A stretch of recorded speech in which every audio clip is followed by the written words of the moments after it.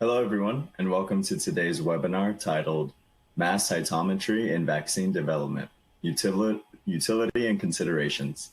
I'm Xavier Gutierrez of Labroots, and I'll be your moderator for today's event. Today's educational web seminar is sponsored by Fluidigm. Now, before we begin, I would like to remind everyone that this event is interactive. We encourage you to participate by submitting as many questions as you would like during the presentation. To do so, simply type them into the Ask a Question box and click Send. We will answer as many questions as we have time for at the end of the presentation. If you have trouble seeing or hearing the presentation, click on the Ask a Question box located on the far left of your screen. I now present today's speaker, Dr. Patrick Reeves, an instructor in medicine at Harvard Medical School and a team leader in the Vaccine and Immunotherapy Center at Massachusetts General Hospital. For a complete biography on Dr. Reeves, please visit the Biography tab located at the top of your screen. Dr. Reeves, you may now begin your presentation.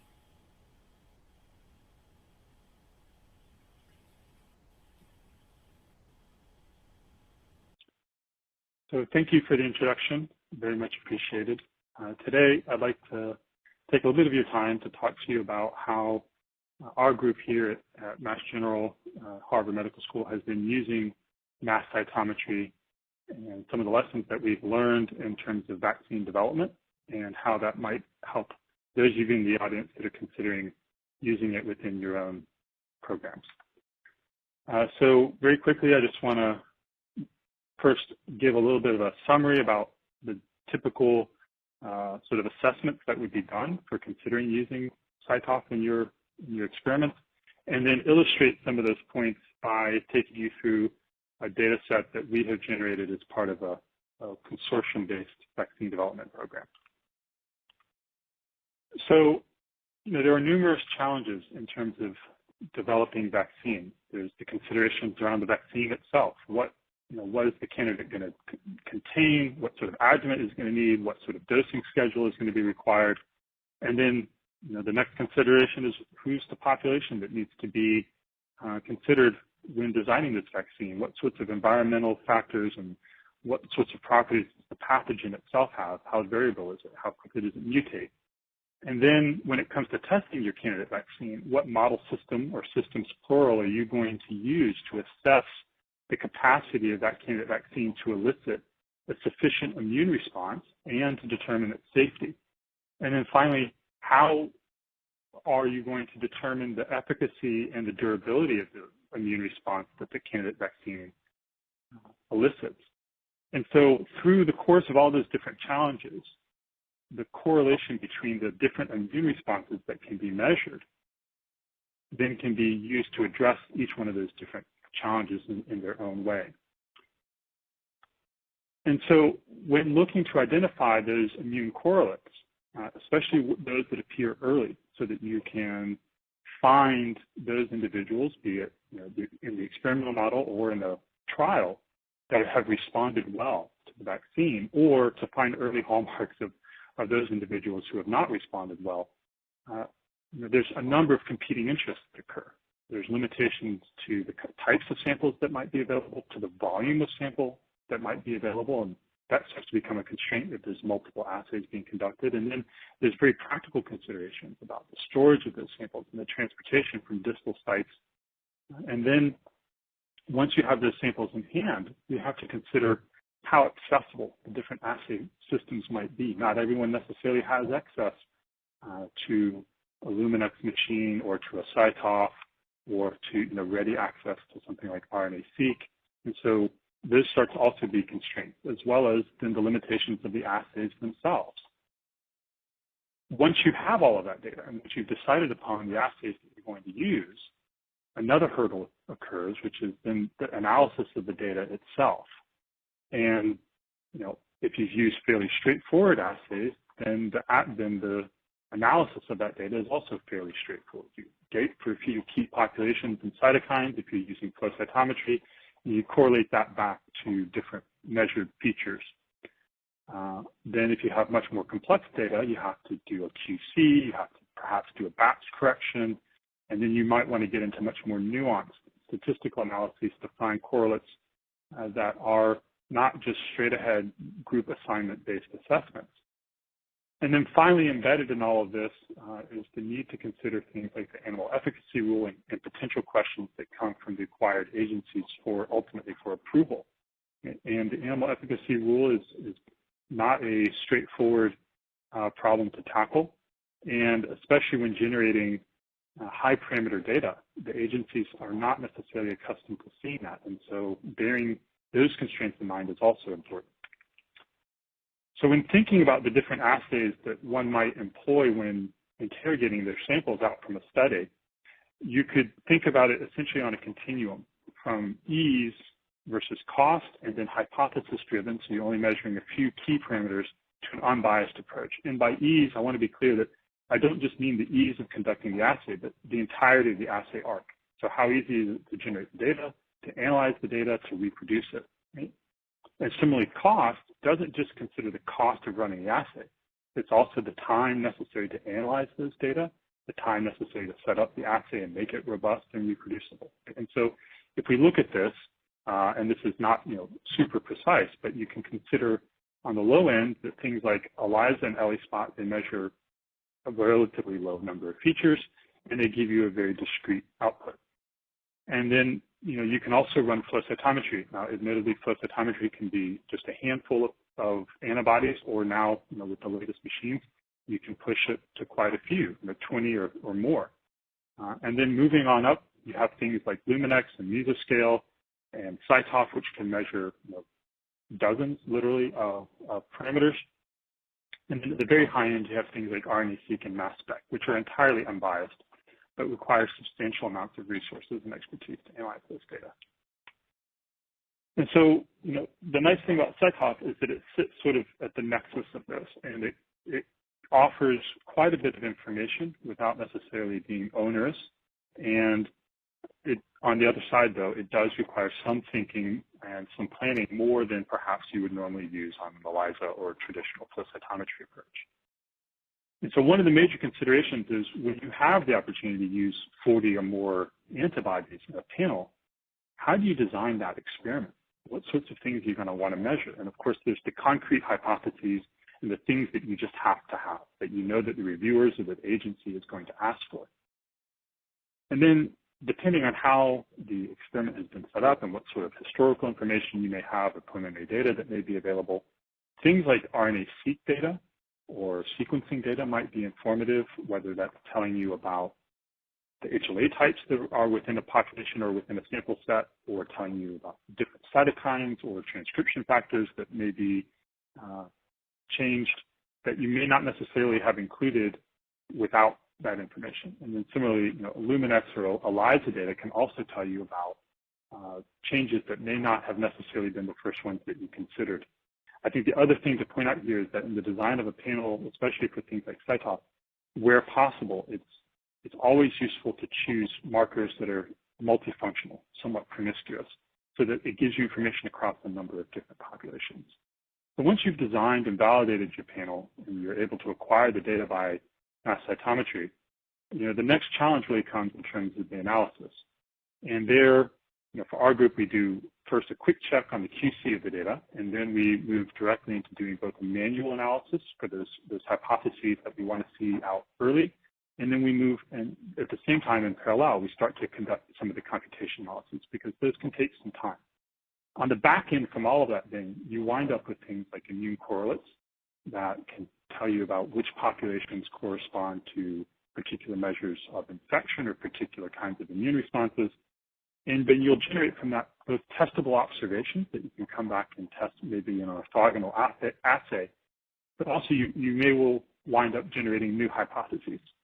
And so it can become a bit of a loop here, but the point is to identify what kinds of readouts you need to help push your platform forward. So I think for us, as I mentioned before, relatively speaking, in mass cytometry, you can get a high data density per the sample volume, and I'll talk more about that in a moment. There are opportunities to mitigate batch effects and take advantage of the fact that the cytoph can be very, very consistent from site to site to site, two things that are much more difficult to achieve with traditional flow cytometry. Another consideration that was important for us was the fact that fixation is very much a part of the standard workflow for cytoph. And because the example that I'm going to show you in a few minutes required that really was very important. For those of you that are new to cytoph, it is worth pointing out that the standard clones that are part of your favorite flow cytometry panel, most of them, if not all of them, will translate over nearly directly to cytoph. So it's not like you have to generate a whole new class of antibody reagents. And then on top of that, cytoph does offer additional assets, things like being able to run phospho-flow across a number of different targets. Whole panels of tetramers might be available, the ability to analyze whole blood, and so on.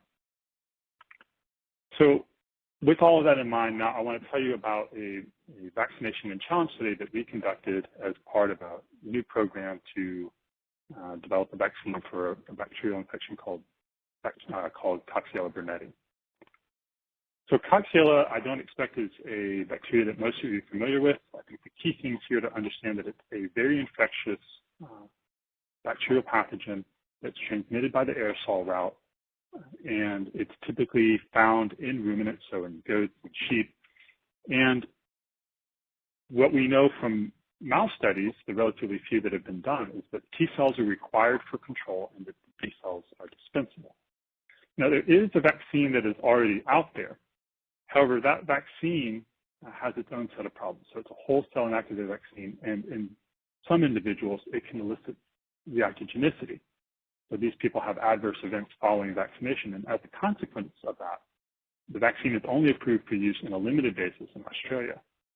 However, in the last 8 to 10 years, it's become evident as military personnel from Western nations have been deployed into endemic areas that there was a need for a new vaccine because it's not feasible to pre-screen an entire battalion of individuals before they're deployed.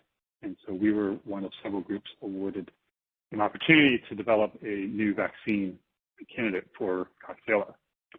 So I'm not going to spend a lot of time on this, but I do want to point out that it was part of a big consortium effort where we needed to determine what epitopes are important for the immune response against Coxiella in both humans and in the mouse model system. And ultimately, the objective was to generate a new epitope-based candidate vaccine.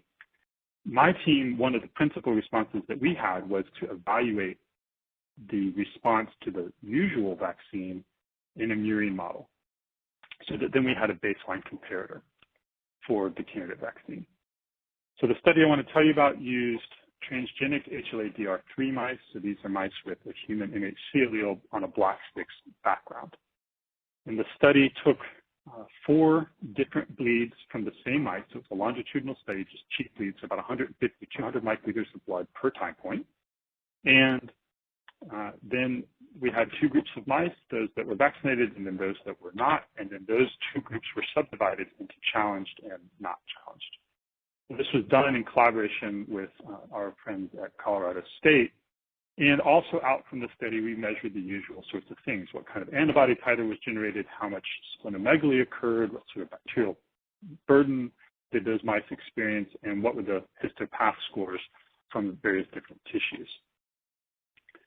From the blood, though, we had this challenge of the fact that everything was being done in the BSL-3, and that at Colorado State, they had to prepare the samples for us and then ship them here to Boston.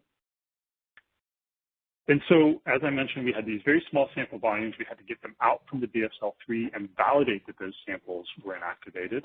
And that required a hard fixation of over an hour with 4% PFA. And we found that that was adversely impacting the performance of normal fluorescence-based antibodies. And we also had this challenge of interrogating a relatively large number of mice across multiple time points. And so, on the basis of all of that, we chose to use cytoph.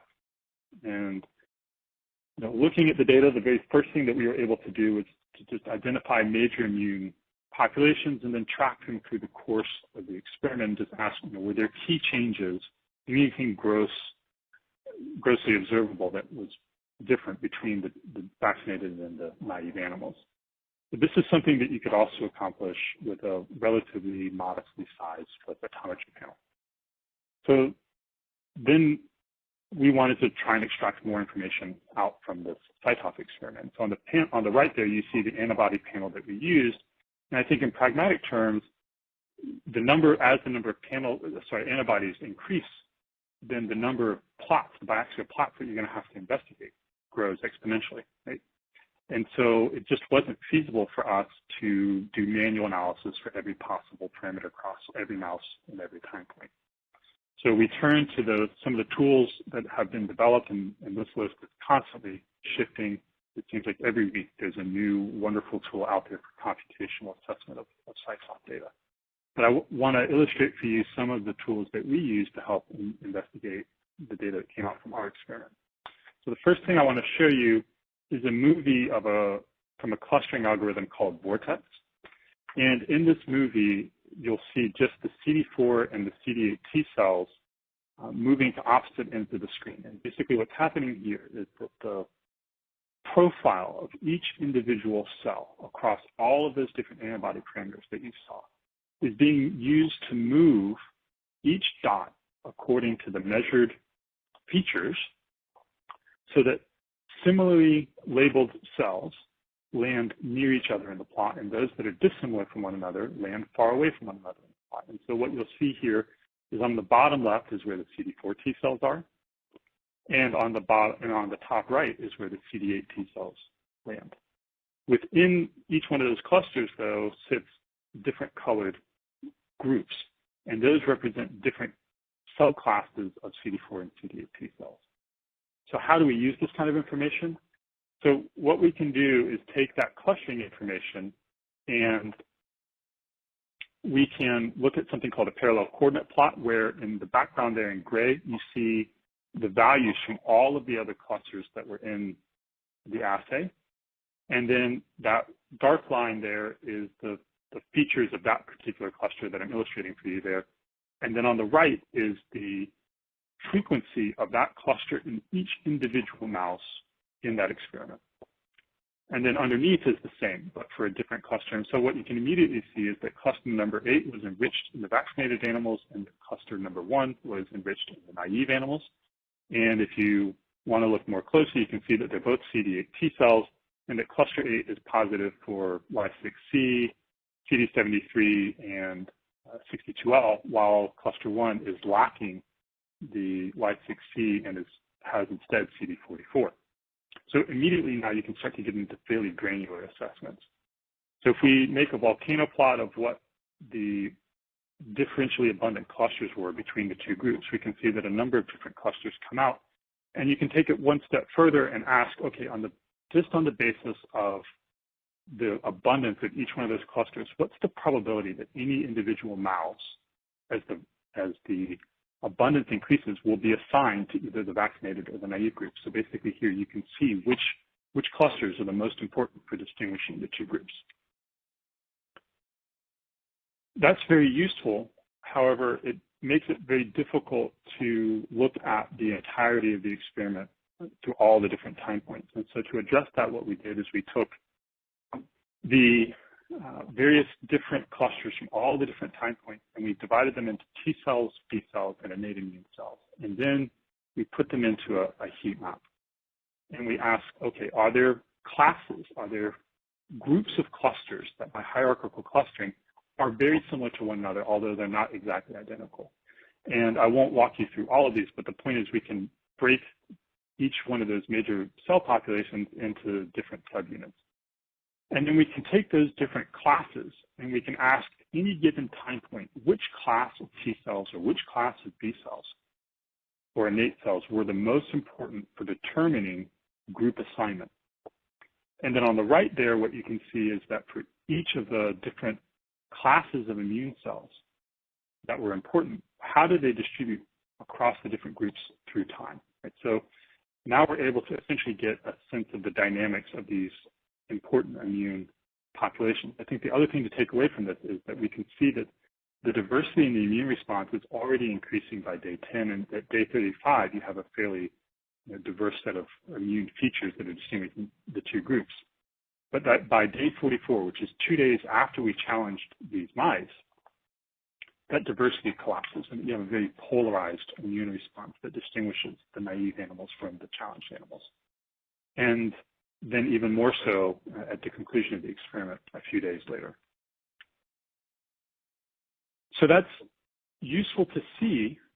However, it leaves a lot of granular information on the table, and so you're only looking at the changes of these large classes of immune cells through time, and that gives you a good sense of major movements, but it doesn't really peel back things down to the level of granularity that we wanted. So the next thing we did was we leveraged the fact that we had all of this phenotypic data. How big did the spleens get? How much bacterial burden did they have? How much antibody titer? And for mouse by mouse by mouse, we measured, or we took the information on the abundance of every single cluster through the course of the experiment, and we correlated that to each one of these phenotypic measures. And that's what you see on the right, is this very complex correlation matrix. And so to avoid going cross-eyed looking at this information, what we did is we made another hierarchical distribution of all of those different clusters. And we were able to break that correlation matrix into different modules on the basis of essentially how similar was the correlation between the different clusters of immune cells. And that was independent of whether it was a T cell or a B cell or an innate immune cell. If it correlated to those phenotypic features in the same way, then it landed in that same module. Even still with this, it was difficult for us. So we took an approach where we repurposed t-SNE, and rather than using the phenotypes of the immune cells, we used their correlation features to make a t-SNE map, to reduce the dimensionality of this and to really make it much more obvious which of these modules and which subsets of, or the contents of each module were really the most important in terms of the correlation. And so what I'm showing you here is the correlation data as it relates to antibody titer on day 10 and on day 35. And there what you see is essentially the size and the color intensity of each one of those different shapes. It relates back to how strongly it correlates, either positively, which is red, or negatively, which is blue, to those measured features. So you'll notice that on the bottom left, those cells strongly correlate to antibody titer on day 10 or on day 35. And not surprisingly, those same cells in the bottom left have an inverse relationship relative to how sick the mice got, right? So how much bacteria did they have in their spleen? How big did their spleen get? What was the histopath score for the spleen? And generally speaking, we can see that that also holds true for the liver and for the lung, although the heart got a little more complicated. Right? But then the other thing that we could do is to take those modules and say, okay, if we essentially asked how strongly does the module predict the vaccination status, we can see that module 1, which is the one on the bottom left there, unsurprisingly was the one with the most predictive value. While modules 4 and 5, which are those two in the upper portion of the graph, were also very predictive, but for the opposite, for those animals that were not vaccinated. So then we could take that same piece of information now and then map back onto the t-SNE plot the individual clusters. So previously we were dealing with classes where that clusters from each individual time point were sort of combined together into a class. And here we've gotten more granular. So now it's each individual cluster on an individual time point now mapped back. And we can see that those clusters that have high predictive value for group assignment are the same ones that are landing in the modules that we found to be important for distinguishing between vaccinated and naive animals. And as before, we see that there's quite a bit of diversity on day 10 and day 35, but the challenge really induces a polarizing change. So some of the things that as we dig into that information, and unfortunately I don't have time to go into all of the detail, but we could see that a lot of the features that were shared amongst those different immune cell populations really came down to 3 or 4 markers, and those were Ly6C, TBET, which is the transcription factor, and CD73. And so we wanted to go back and manually verify. So using manual gating, we then went and gated out each of these major immune populations and then asked overall, does the abundance or the signal intensity change for those three key markers in a way that agrees with what we found using these computational tools? And the short answer is yes. And what was interesting about this, though, is that revealed for us roles for some of these proteins that we hadn't really appreciated and that the field hadn't appreciated prior to now. So it now has opened up a new set of questions about, well, why are these parameters being used by the immune response as opposed to some of the more canonical ones? But it's also reassuring to see that we could manually validate our data. I think the last thing that I wanted to show you was that given the complexity of all of this data that we had generated, we needed a way to visually summarize all of this. And so we repurposed something called a Circus plot, which for those of you that are familiar with genomics data probably have seen this before, whereby on the inner ring there you can see that the bacterial burden is what's determining the color, and that the dot, the height of that dot within the box, is how much spleen to body weight change there had been. So how much splenomegaly did they have? And then the next ring there with those different bars are the different histopath scores for each one of those different organs. And then the next ring out with the dots is the antibody titer across the 3 different days for which we measured antibody.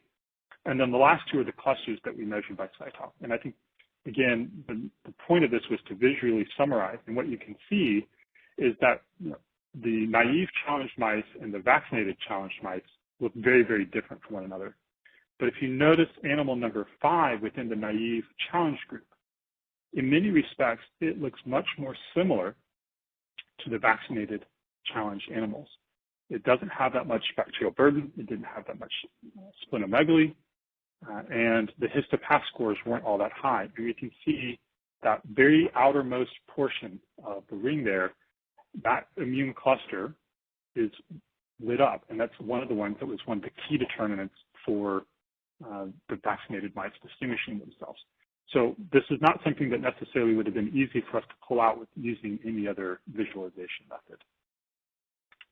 So to summarize, as I said before, we have found novel roles for CD73, Tdet, and Ly6C in these different immune populations. We could see information about the dynamics, about the fact that even by day 10, we could start to find identifying features that distinguish the vaccinated mice from the naive mice and were predictive of how they would do following challenge. And so coming back to what I was saying before, I feel like this experiment nicely demonstrates how, with relatively small sample volume, under somewhat austere conditions in the BSL-3, where we had to get samples out and fixed and verify that they were decontaminated, we were still able to pull out quite a large amount of information, gain some new insights, and now we're able to use this immune profile to grade the performance of our candidate vaccine in the same model system. So with that, I want to say thank you to all of the team and the collaborators here, in particular to Susan and the rest of the team here within the Vaccine and Immunotherapy Center, and to the collaborators at CSU who made this study possible.